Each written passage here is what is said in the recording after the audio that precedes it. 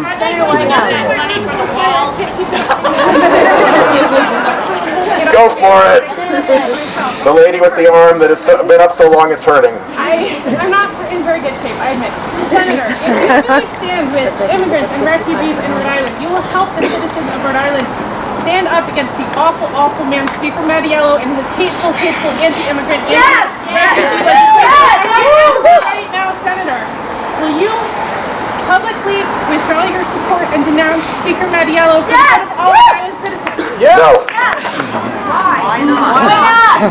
Why can't you be a leader? He's the worst. Do you know how awful he is? He has Congress in his state. I know you have no constitutional authority over him, but if you would withdraw your support of him, it would go such a long way to helping all of the efforts here to get rid of him.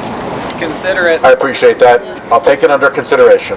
He's so awful. Look, Not by 80 votes. He's not in a position, he has no mandate, he has no position of power. I understand. Let me make one point. We have a very considerable adversary. We have President Trump in the White House, much as it galls me to say that. We have the House and Senate both under Republican control. We have one of the biggest alternate fact imaginary media propaganda machines going, and we have enormous special interests putting enormous amounts of money into that machinery. I mean, if you just look at the climate denial machinery, it is a massive operation, burning up hundreds of millions of dollars. And the fossil fuel industry has an annual subsidy in the U.S. of $700 billion with a B dollars, according to the National Monetary Fund. So if you think that they're going to tap out on how much they can spend to protect something that's worth $700 billion a year, they're getting the bargain of the century with what they're doing now. So we have all of that arrayed against us.